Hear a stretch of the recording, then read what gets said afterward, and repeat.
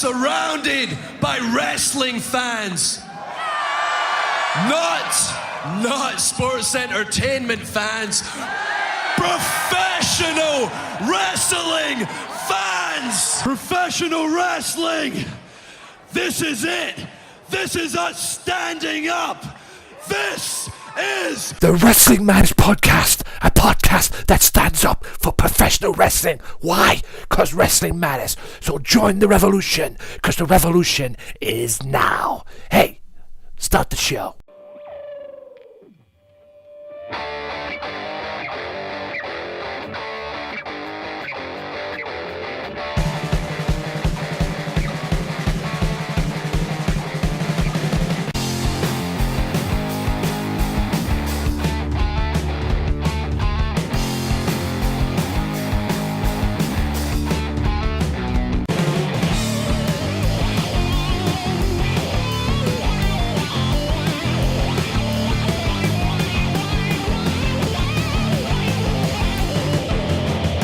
Wrestling fans, Wrestling Matters Podcast fans, it's me, it's that H-E-A-D, Anthony Walker at your service, and I'm here with another interview.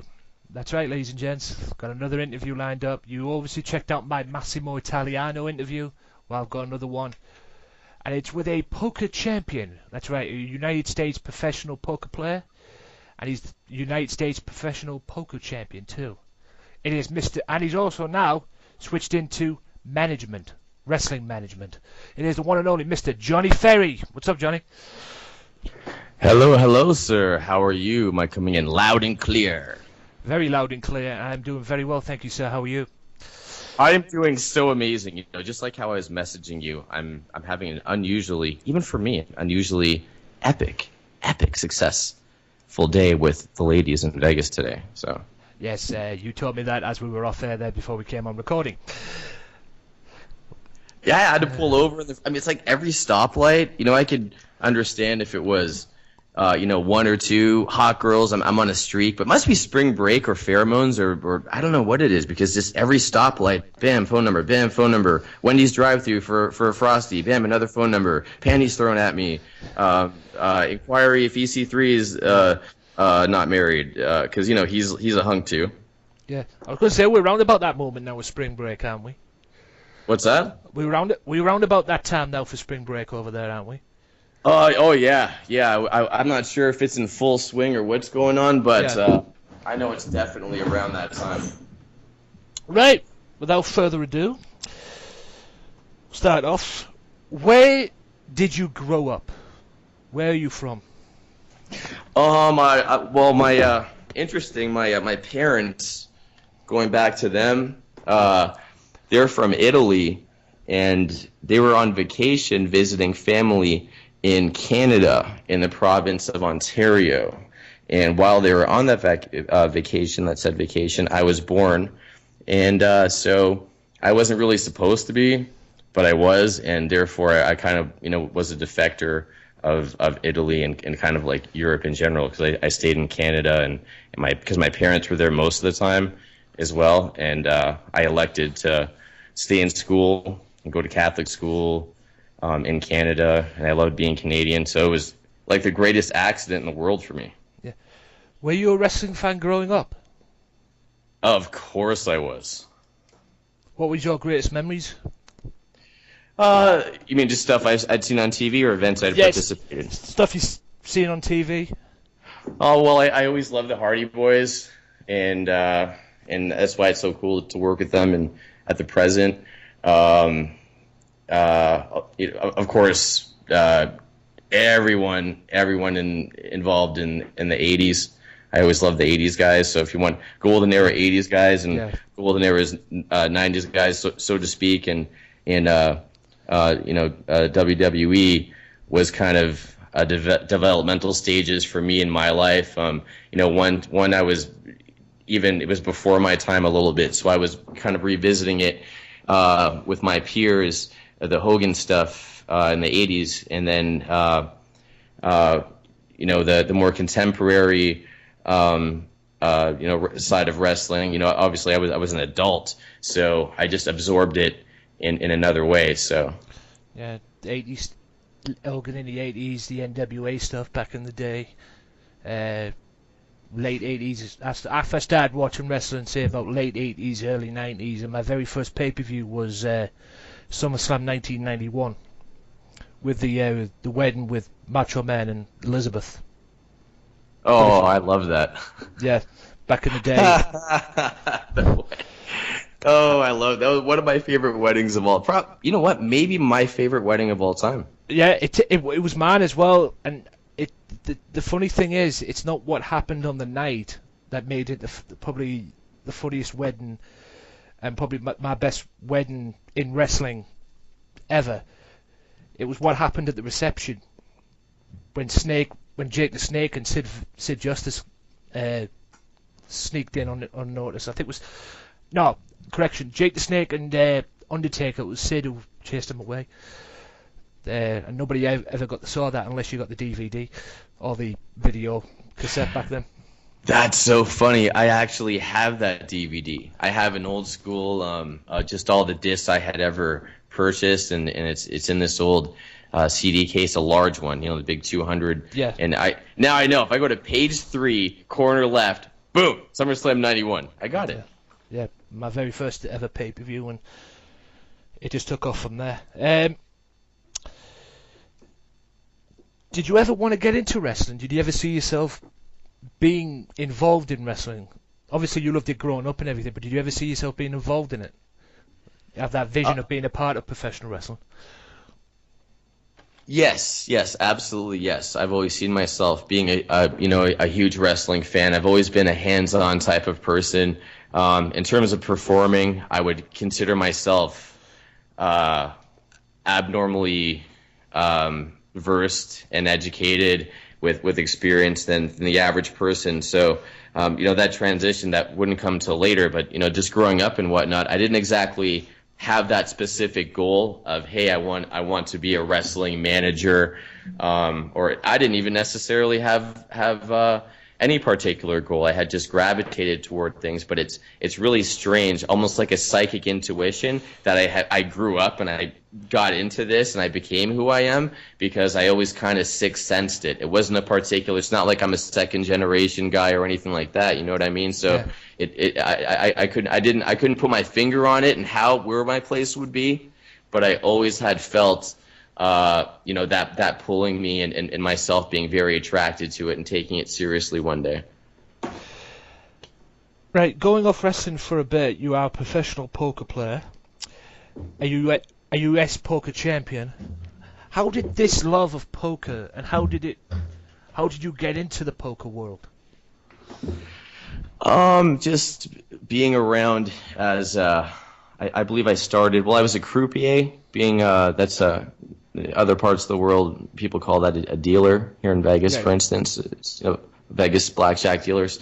In Canada, I dealt blackjack and not really much into poker. And just there's a lot of people have a lot of issues, and gambling addiction is a terrible thing and all that. And I was a little sensitive to it, focusing on just collecting for the house and taking everything I would say and do would be designed to do that. And I was skilled that way. But it bothered me on a tiny capacity that all this money I'm taking in and all this misery I'm cashing in on, I'm not making a whole lot. And I just started getting really good at the games on the back end. And so I started playing blackjack, and that sixth sense that intuition would transcend as a player. So I would just make a lot more money consistently. Even there'd be obviously a lot of losing times, just like there are now. But with poker, there's no house advantage. With Texas Hold'em, it's player versus player, wit versus wit. So a little bit, even then, my ego came in, and I would look at these drunken, freaking, stupid, part-time, don't know what they're doing vacationers, and I just want to fleece them and take all their money. How old were you when you first started playing poker? 6. Really? 6 years old? Damn. No wonder. I was gonna say, no wonder you took it up a notch and everything, man. You had that early advantage back then. I mean, blooming heck, 6 years old. You obviously managed. Go back to your wrestling. We'll come back to the poker bit in a bit. Going to your wrestling, you obviously managed people like Bromains, James Storm, EC3, who you've claimed is your best friend. What is it like to manage guys like that? As opposed to what, managing someone who doesn't have the caliber in terms of a success rate or profile, or what are we talking about? Yeah. You've just said it there, yeah. Right. I honestly, I wouldn't know, because all I do is strive for the best I can be and the best I can perform, and that happens to be on the elite top level. I would have to stretch my imagination. No offense to, like, you know, how a commoner's thought process is, and they would think, oh, how can I reach and strive and make this amazing thing happen, where I have to reach and strive to try to make myself understand what it wouldn't be to be involved with greatness. But it feels like success, and it feels like magic, and it's quite awesome. Obviously, I'm a wrestling fan as well. It's not close to being all business for me, but I'm a very hands-on wrestling manager in every essence of that term. What was it like to appear as a surprise? Because it says here you made your surprise debut for Tommy Dreamer's House of Hardcore promotion at the Philadelphia. What was that like? Incredible. One of the greatest experiences of my life, quite frankly. Yeah. It really didn't hit me how incredible it was until I'll share this with you. This is like, you know, real, like a heartwarming moment for me in the whole business. Is as soon as I came off my surprise little spot there and invading in the ECW arena, and backstage, Tommy Dreamer had somehow been descending from this magical staircase, it seemed at the time, and kind of like in a demeanor of a high school principal. And of course, I respect him to death. And he's like, "Well done, Ferrari." Oh, good old Tommy. Yeah, the ECW legend, ECW god, to be honest with you. Many people call him Mr. ECW back in the day, and I would agree with that. That Ferrari, that is a Ferrari stamped approved statement. I mean, they all say Paul Heyman was the mastermind behind ECW and the brains behind ECW, but Tommy was the heart and soul of it. I mean, well, more importantly, the heart and soul is still alive and thriving today, and HouseOfHardcore.net is, in my opinion, the true legacy of ECW, not what really died out with WWE and whatever. Yeah, no question about it. No question about it. I mean, considering what WWE tried to do with it and what they ended up doing with it. What did they do? It was almost like it was a lower tier wannabe NXT or something they reduced it to. They tried to make it something it wasn't. It was just an utter disappointment. See, my thing with it was, in 2006 when it first aired, when it first came back on, there was some semblance of the old ECW because Paul Heyman was the GM. You know, Dreamer was on, Sabu was there, Rob Van Dam. You know, there was some semblance of it, and it had that It had that old ECW feel about it with the entrance as well. And, you know, it wasn't like a big entrance that you see in WWE today. It was like the old, you know, ECW like entrance, the caliber entrance that they would use. And then it gradually went on from there, and then it just like slowly, you know, died off from being the old, and it kind of like melted towards being WWE stuff. And then in the pay-per-view, ECW December to Dismember, that was the final straw. And then it just went downhill from there. The one where Bobby Lashley won the ECW title in the Elimination Chamber. Right. I would, you know, in a way, I would kind of blame the fans, in my opinion, of WWE at that time, because they could have had a more vocal in terms of purchasing power and just in on all avenues, and I don't think it was popular. I don't think anyone really remembered ECW. It was a new audience, and the way that they were repackaging it, it wasn't really palatable. So they did, in my opinion, it was more like let's see if we can make this another SmackDown Raw type freaking side brand. Just how they did it with the video games and everything. Terrible. Yeah, that's what they did. That's what they ended up.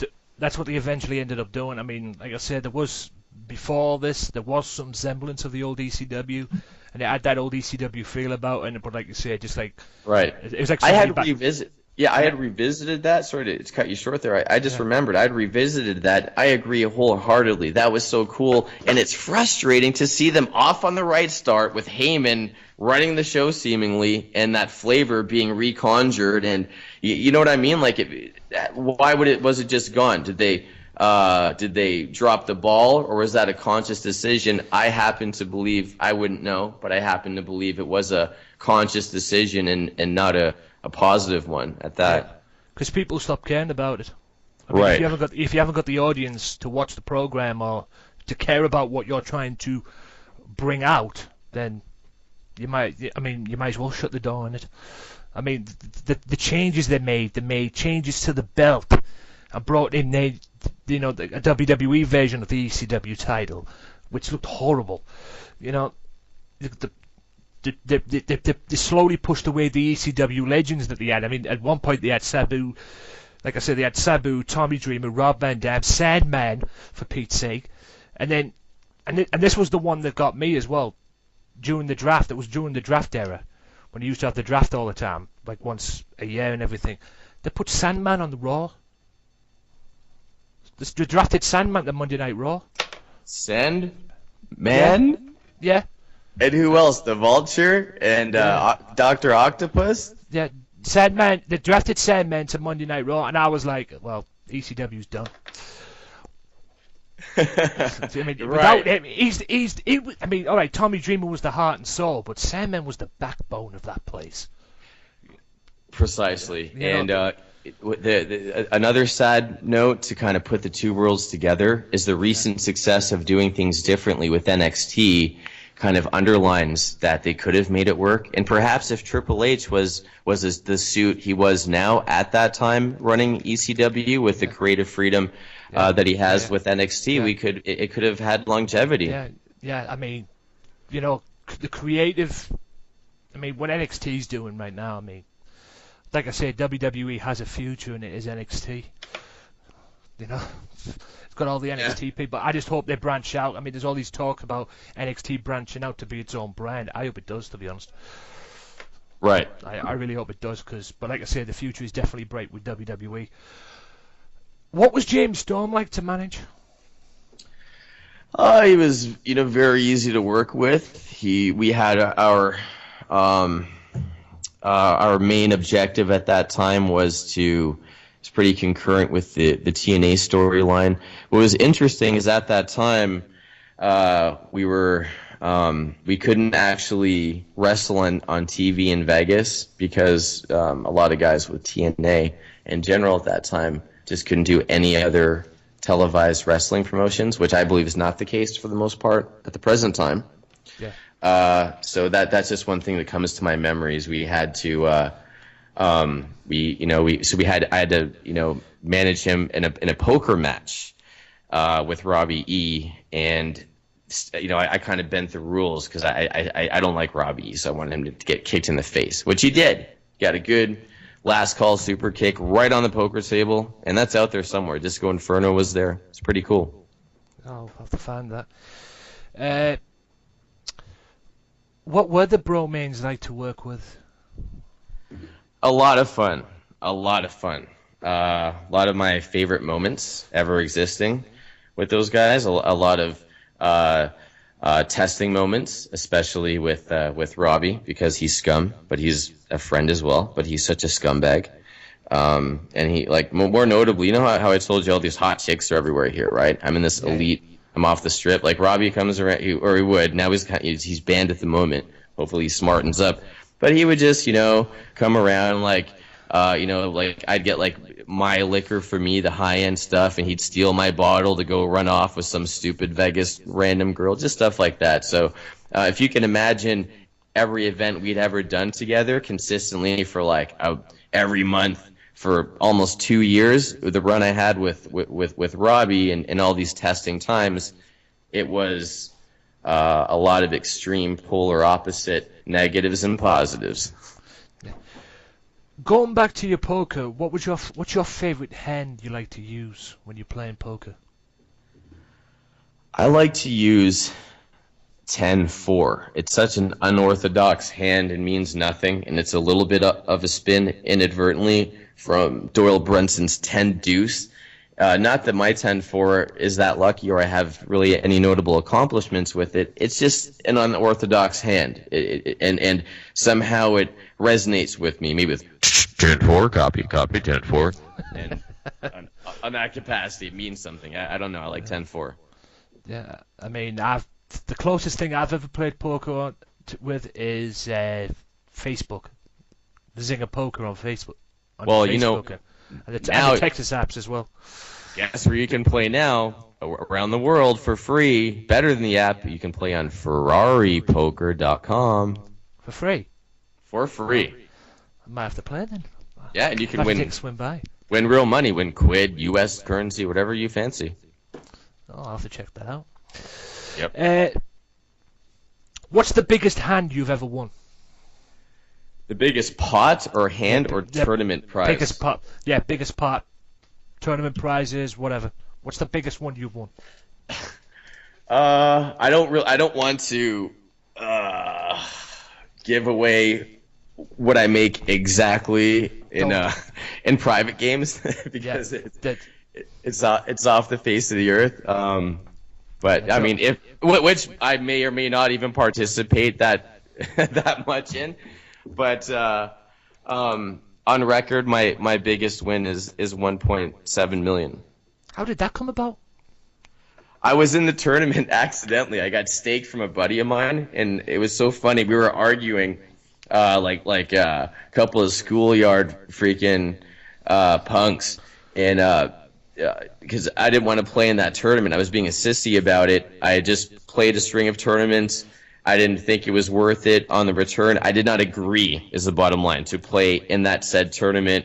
So even though it was a bankrolled experience for me, now what that means is bankrolled is when you have an investor, and even though I bicker with my buddies and whatnot, even back then, that's serious business in my world. Is you always respect who your business partners are, and so that's why he invested with me. So his return was 30%.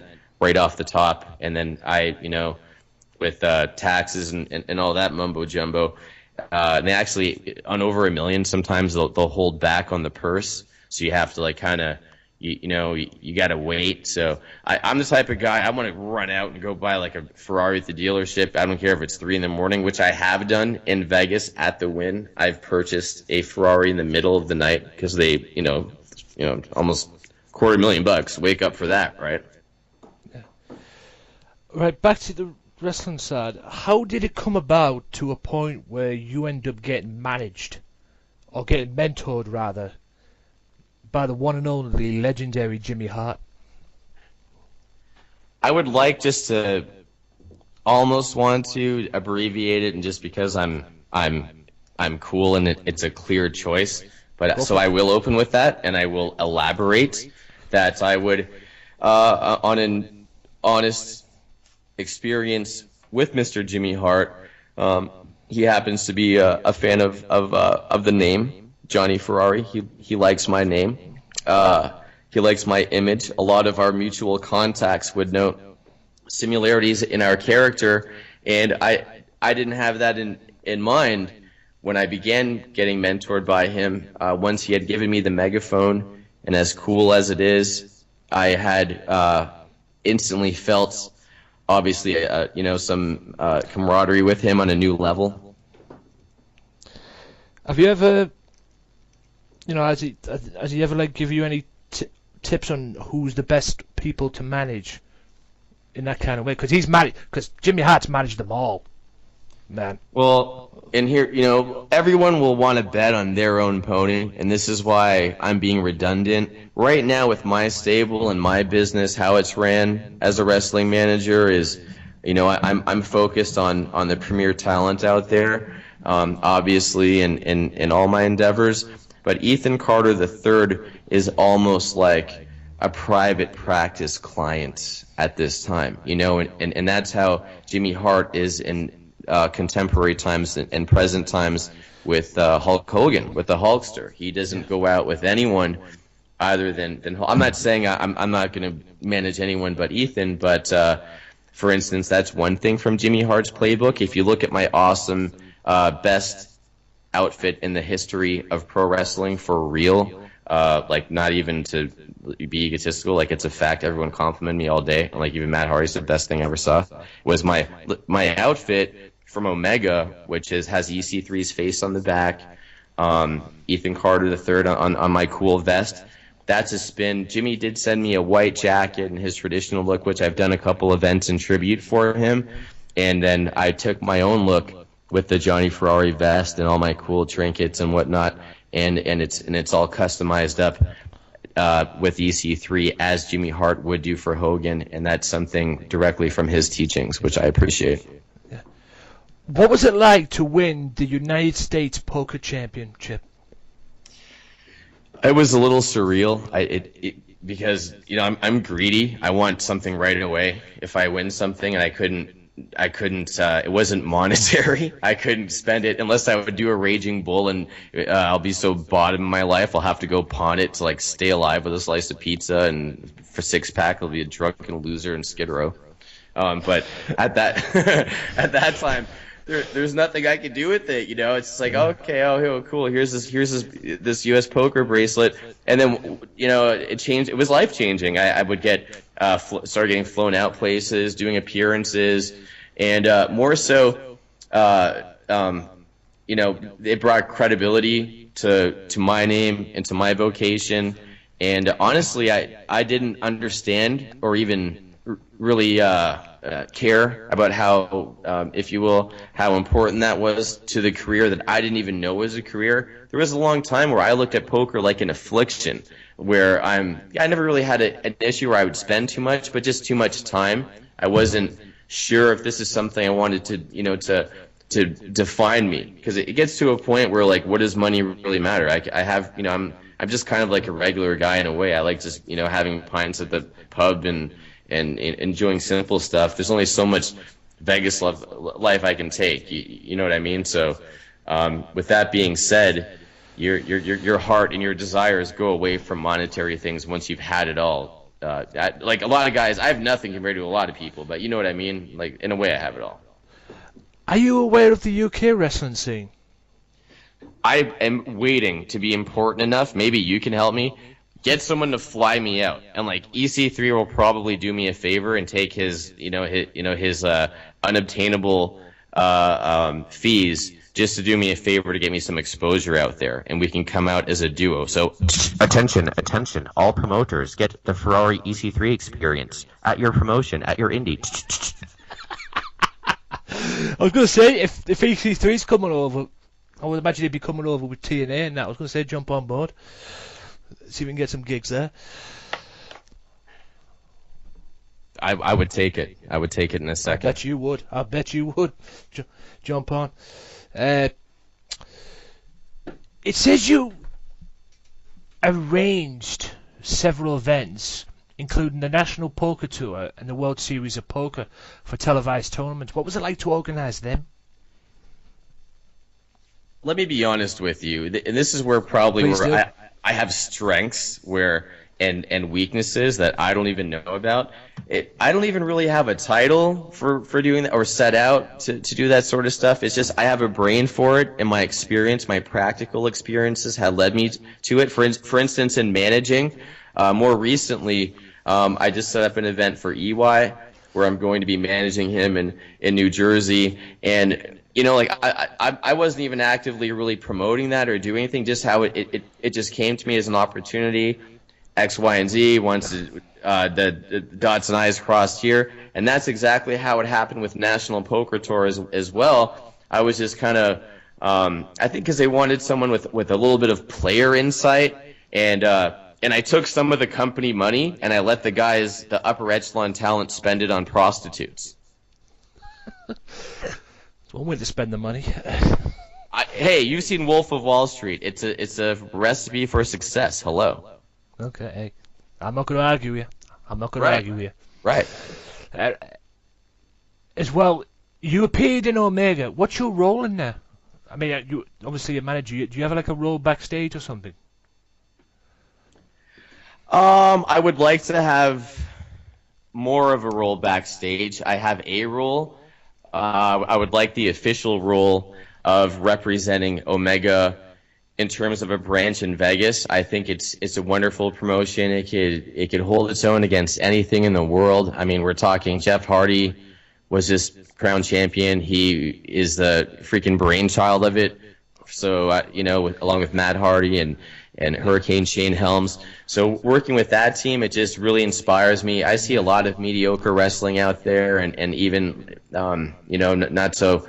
There's some good things going on where I am, but I would just like to see a world class talent with what I perceive to be a world class brand and bring it to a global hub in a city like Las Vegas is something I would like to do. Right now, if you're referring to right now at this time, I was granted, probably due to my taking those chops like a man from Matt Hardy those years ago and taking that twist of fate and not being a punk about it. Because I tried to beat him up in Vegas when he would come out to wrestle. I've been on stage out on the ring a few times just trying to, I don't know, he'll just kick my ass, obviously. I must have just been hammered, I'm just going out there trying to get Matt Hardy, and Robbie is holding me back. If Robbie didn't hold me back, if he was mad at me that day, Matt just probably would have twisted fate me, and how stupid was that? Yeah, and I tell you something right now, ladies and gentlemen, chops are no joke.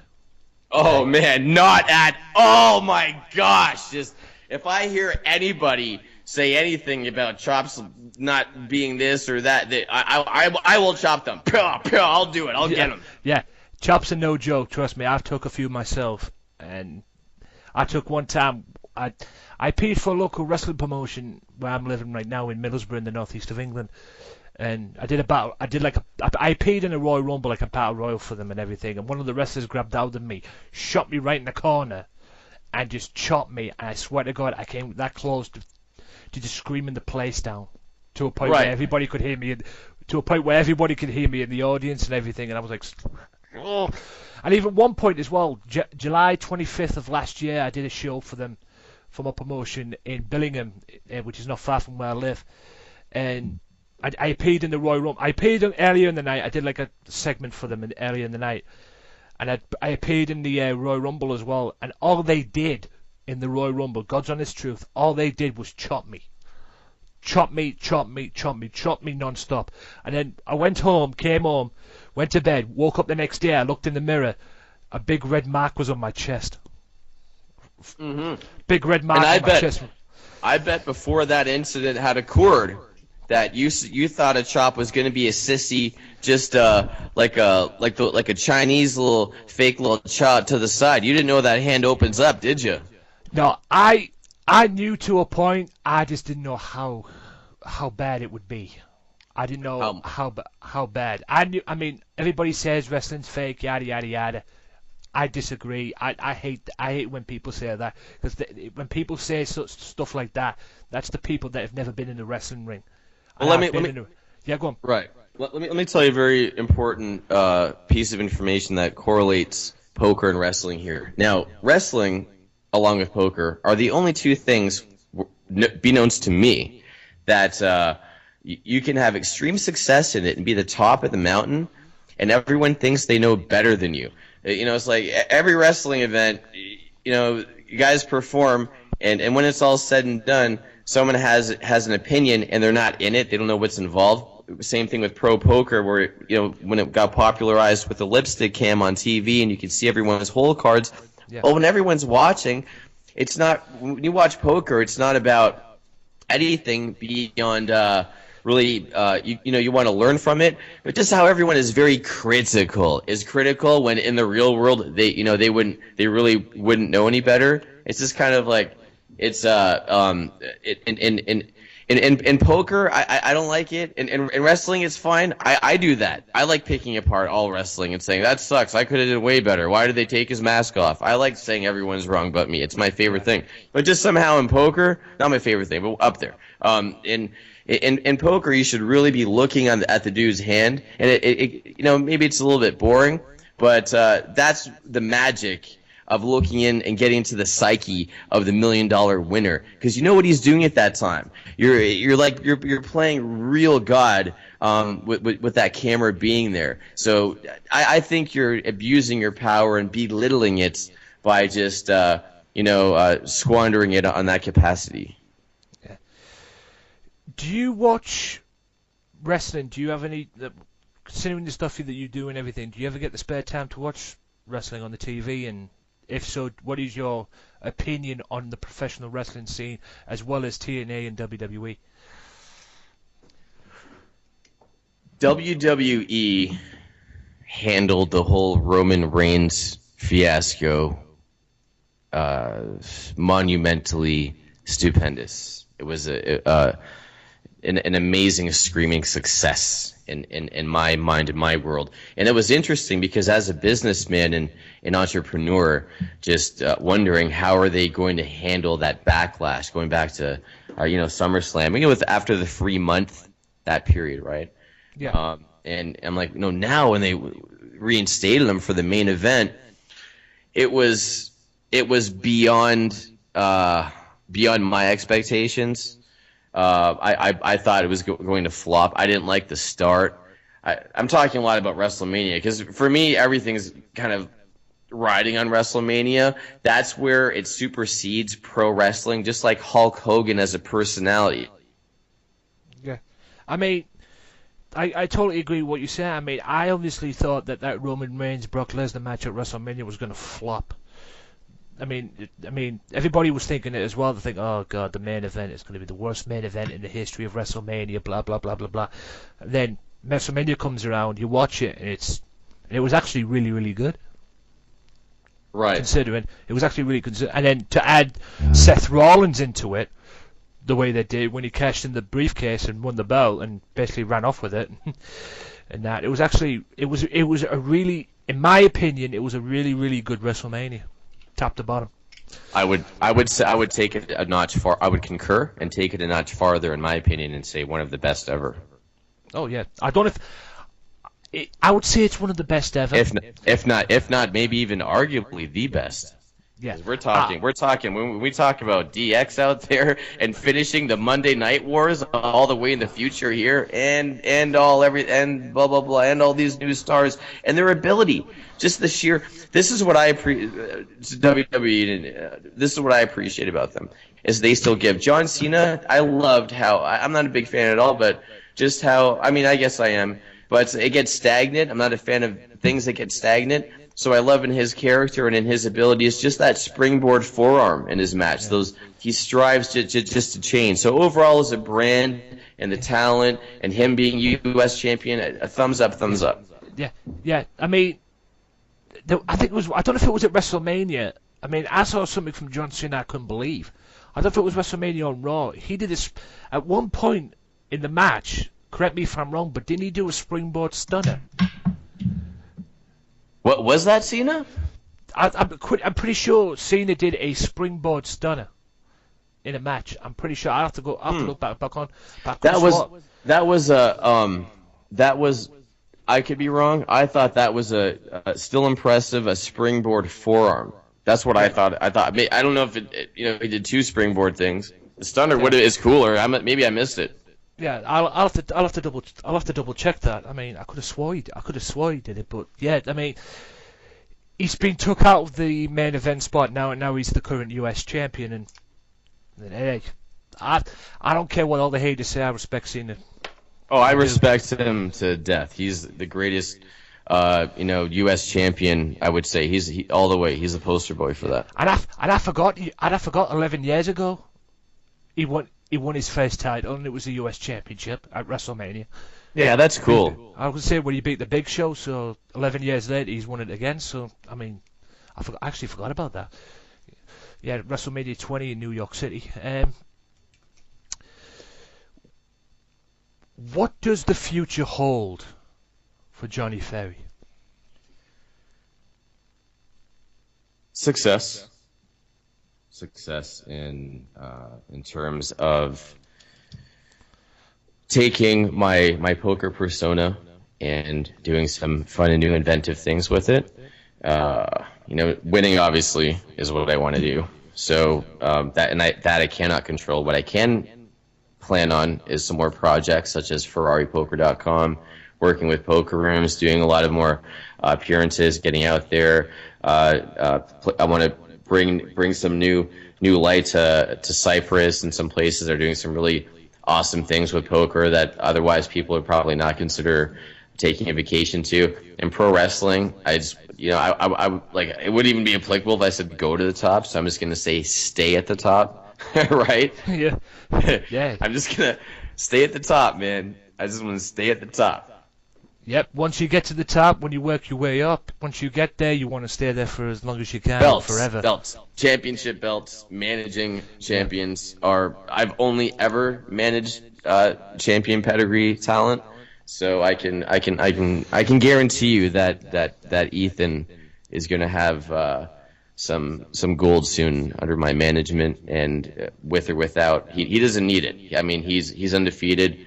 He's one of the greatest ever and the greatest out there right now. So I'm going to try to see if I can snatch up a belt, maybe an Omega. I'm sure he's going to take the TNA Heavyweight World Title very shortly, and I will be alongside him. Yeah, he's definitely looking to do that at the moment. You can play a good heel. You can play he's a really, really good heel. I mean, everybody knows him from NXT and WWE and all that to Fallout, but since he's come to TNA and everything, he's really has established himself as a really, really good talent and a really good heel as well. And yeah, the only way is up for him, and hopefully, like you say, or in the future, he will be TNA World Heavyweight Champion at some point. I mean, I wouldn't mind seeing that happen. I mean, he proved it last episode on TNA as well. He called out Kurt Angle, so right.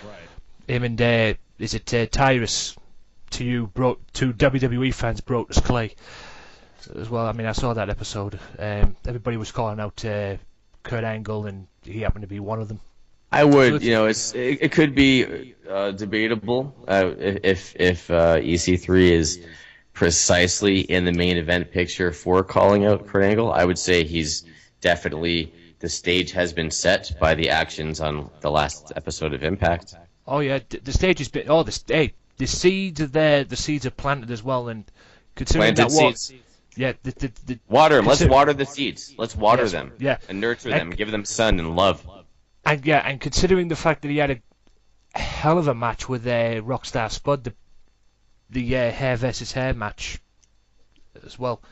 Rockstar Spud is hitting me up. He's in Las Vegas right now. Do you think I should hang out with him, like give him a shot and see if he's cool? What do you think?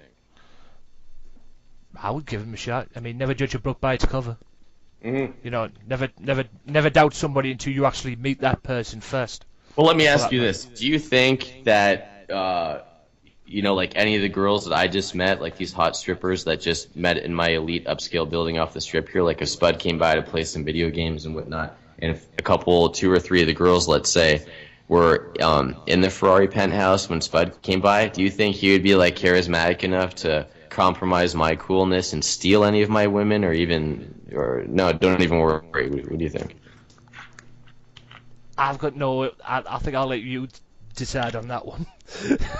I think I'll let you decide on that one.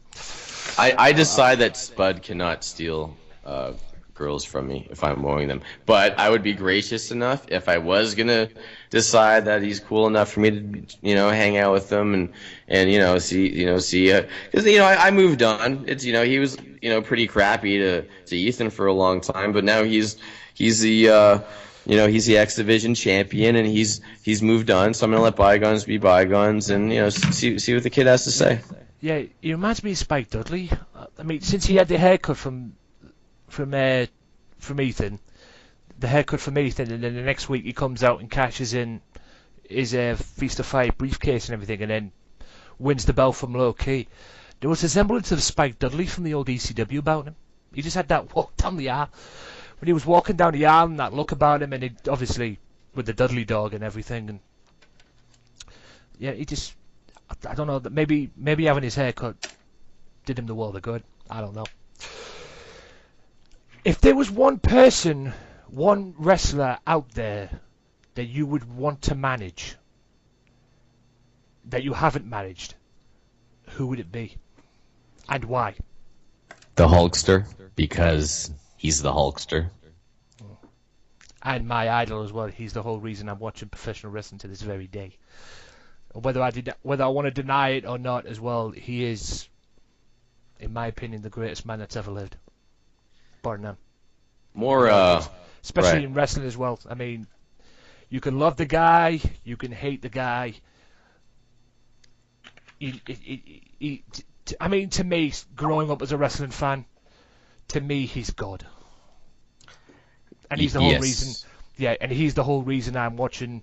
You know, he's the whole reason I sit every Monday night, watch Monday Night Raw, and give 3 hours of my life to Monday Night Raw. You know, he's the reason I watch pay-per-views. He's the reason I watch TNA. He's the reason I watch. He's probably one of the reasons why I do a podcast as well. I mean, although there's other stuff as well and other people that I can thank as well for what I've done on the podcast and everything. But if it wasn't for Hulk Hogan, I wouldn't be watching wrestling. Period. Simple as that. Do you know Hulk Hogan has an awesome club in Tampa? It's called Hogan's Beach, and Jimmy hangs out there all the time. I don't know if this is well known out there. There's even a parking freaking sign beside the spot next to the place for Jimmy Hart. Like that's how much the man is literally there. Whenever I go to Tampa, if I want to see Jimmy, I'll just go, "Hey Johnny, how's it going?" Like he's always there eating his beans and enjoying the view. Yeah, I mean, you talk about going back to what you were saying about WrestleMania and everything, about marking out with DX and the NWO. I didn't think anything could top the mark out moment I had at last year's WrestleMania 30 with the beer. You know, with Hogan and Austin and The Rock in the same ring at the same time. I mean, oh my God, that was a mark out moment. And then fast forward 1 year later to WrestleMania 31. You've got Triple H and Sting in a match.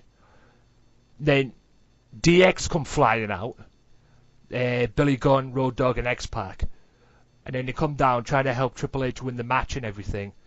And then out of nowhere, the NWO show up. And you're like, holy shit. I mean, I couldn't believe it. I was marking out big time. And then, top it all off, Shawn Michaels comes in and super kicks Sting out of nowhere. It's like DX versus the NWO. And like you clearly say, it's like they finished the Monday Night Wars off there and then. You know, I wanted Sting to be victorious because managing EC3, I would be managing the man who beat the man that beat Triple H. Therefore, he would be more.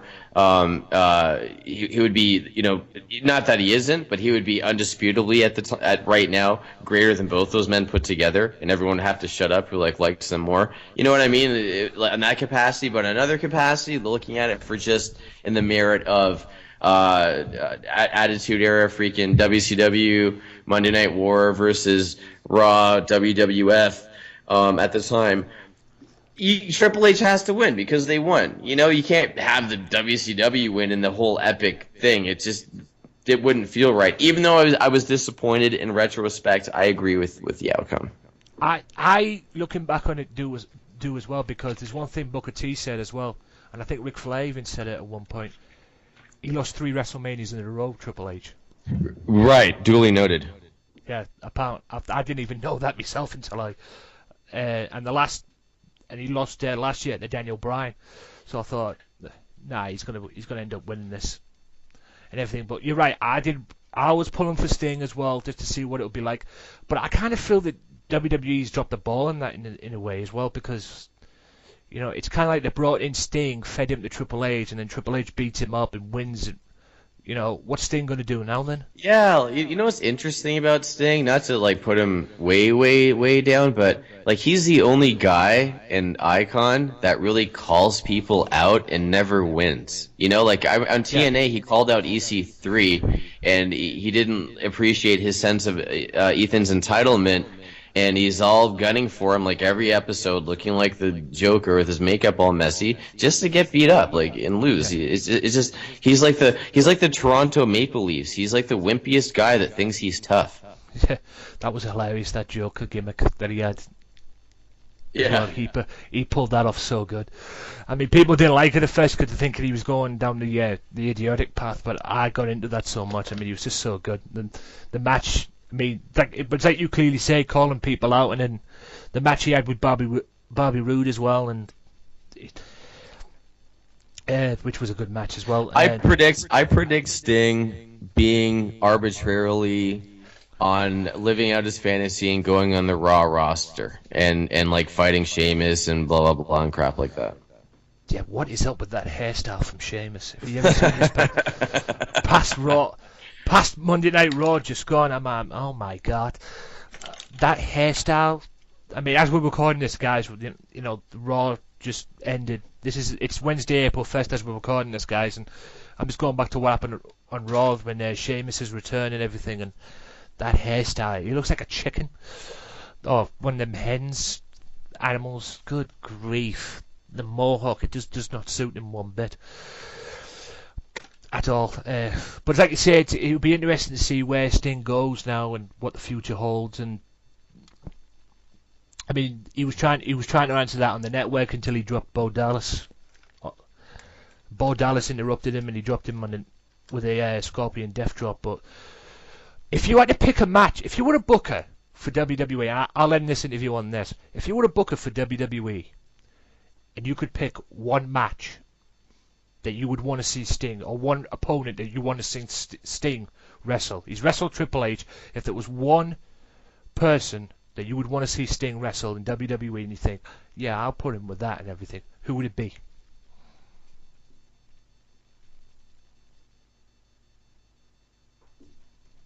Got me thinking here a moment. It's kind of I got a few names. A few apparitions, a few silhouettes in the finish line of my mind. Yeah. I would have to settle on Taker. I think everyone would. I mean, everybody was wondering whether or not Taker would come back to face Bray Wyatt. Would he be the same Undertaker, considering what happened the year before? It would give the man purpose, as you mentioned. Yeah. To reiterate, what's he? You know, that question. What's next for Sting? It would kind of bring it full circle for both the gentlemen. I think that's the only. I mean, despite the fact that people don't want to see it, people do want to see it. There's people that don't. I mean, when I saw WrestleMania last year, and I thought when he lost to Brock, I thought that's it. The Sting match is over. But seeing Sting at WrestleMania and then seeing what happened with The Undertaker against Bray Wyatt, I kind of want to see that match. Because, I mean, The Undertaker came back and he looked $1 million. I mean, considering what happened the year before when he got his ass kicked by Brock. And then he comes back, everybody is wondering, will he be the same Undertaker? Is he going to be 100%? Is he this? Is he that? And then he comes back and beats Bray Wyatt and just beats him. And it was just so epic to see that. Now everybody wants to see, you know, even when he was doing the promo on the WWE Network after Raw went off the air, everybody was asking, what's next for Sting? What's next for Sting? You had this Undertaker chant, you know, because everybody was like, Undertaker. Everybody wants to see the Undertaker match. The question is, will it happen? And if you were a booker, where would you have it at WrestleMania? Because I don't know, there might be a possibility they could see it at SummerSlam. I mean, you never know with WWE nowadays, but there might be room for Mania. The way for Sting to go ahead and live his legacy, in my mind, what could be the greatest for him and make up for all this, and again in his mind, what seems to be absent years. Before TNA and kind of in between WCW and being off the scene completely for a number of years, I would think that Madison Square Garden's WrestleMania would be the place to put Sting while he can still main event. Yeah. Do you think the Sting will be in the Hall of Fame next year? Yes. He should be. There's a lot of people that should be in the Hall of Fame that are not in there. Sting, British Bulldog. Maybe a possible chance, since it's in Dallas next year, that The Undertaker might be going in. They should do something that, obviously makes sense, like placing myself into the WWE Hall of Fame, even though I have not been there in that promotion. Who cares? Like, I'm who has better pedigree than me at this point? Hey, No if one. they could do it with Vern Gagne, they can do it with you. Exactly. Yeah, I mean, Vern Gagne has never even been in the WWE before, but they only put him in because of what he did for AWA. And it's, it sounds like even if no one would know who I am, they would just clap and, oh yeah, Jonny Ferrari, yeah, sure, yeah. On that note, ladies and gentlemen, that is the end of the interview. And one last thing, where can my listeners find you on the social media stuff? I love new friends. Interact with me. I got all my wacky hijinks from here in my Vegas penthouse. I got 40 arcades up here. I'm outside and shooting freaking pudding and water balloons and trying to pick up girls and be cool. You can see all that stuff at extension Ferrari Poker, just like my website, and that's on Twitter /Ferrari Poker, Instagram /Ferrari Poker, and if you really have the stomach for it to see my crazy stuff, go to Snapchat. Ferrari Poker and go ahead and see what I snap. Everything from being out and about on the Vegas Strip in my car to all my hijinks here to nightclubs and the plane wrestling events. It's gonna make your mind blow up. It's awesome. Be my friend. Let's be friends. Yeah, and one more thing as well. Speaking of promotions as well, I might as well get this in as well. You talk about Jeff Hardy. Going back to what you were saying about the Omega stuff with Jeff Hardy. And Jeff Hardy recently becoming the champion and everything. That was on February 28th, right? 2015. Yes, I'm glad you brought that up because that actually came out, to my understanding, today at highspots.com. That just came out on DVD. Yeah. And like, I know we're talking about Jeff Hardy, he's all right and everything, but there's Ethan Carter III with Jonny Ferrari, who is involved with that DVD. So obviously we're the biggest stars of the whole thing. So I'm just going to promote it that way. Teach their own. Yeah, it's on like Johnny correctly said, guys. Highspots.com. Get it on there. You can't miss it. It's got matches on there. I'll run a few matches down. Luke Gallows versus Tommy Dreamer is on there. Ethan Carter III with Jonny Ferrari is on there as well. And they want a spoiler? Want a little acceptable spoiler? A little one? Not an outcome of a match or anything that crazy, but how about a nice little spoiler for your audience? Okay. Yeah. So at Night of a Champion, Omega, February 28th, get that DVD at High Spots, and you're going to own a piece of wrestling history where the first time in the ring, Ethan Carter III and Jonny Ferrari do their Scooby-Doo hug. There you go, guys. There's your reason to get it right there. Jonny Ferrari, Ethan Carter III, Scooby-Doo hug. That's one for itself. And they go up against Scotty Matthews as well. And you can see other people as well. There's, like I say, Luke Gallows, Caprice Coleman, Matt and Jeff Hardy, C.W. Anderson is on there. Tommy Dreamer, he goes up against Luke Gallows. We even had Mick Foley in the ring, addressing the audience, yeah. And Mick Foley addressing the crowd as well, and all that good stuff. If you want to see it, go on highspots.com, buy the DVD. The DVD is on there. It is $20, $19.99. Just go and get it, guys. Yeah, that's like, what's that, like £7, Yeah, it's run about... real money, not this cheap Monopoly money we got out here. Yeah, I don't know what that is in the UK stuff. I would imagine that would be about maybe 12, 13, maybe less. I don't know. I'm not good at that stuff. But like I say, guys, go and get it as well for all that good stuff, and even go and get it just for that Scooby-Doo hug as well. So Scooby-Dooby hug, EC3 Ferrari hug, and we got the Ferrari EC3experience.com. Jordan from Vegas Fuel. Oh, plug Vegas Fuel very quickly. Vegas Fuel, that's Listen to the Robbie EC3 Experience podcast brought to you by Vegas Fuel and the new Pod of War each week. You got the Ferrari Report featuring me, Jonny Ferrari, on the Robbie EC3 Experience Network. And then now spun up, we have the Ferrari EC3 Experience webisodes coming with its own website. How's that? There you go. And with that note, ladies and gentlemen, Jonny Ferrari, the HD88 Anthony Walker, the host of the Wrestling Matters podcast. That is it for this interview. And until next time, peace out. Peace out, my man.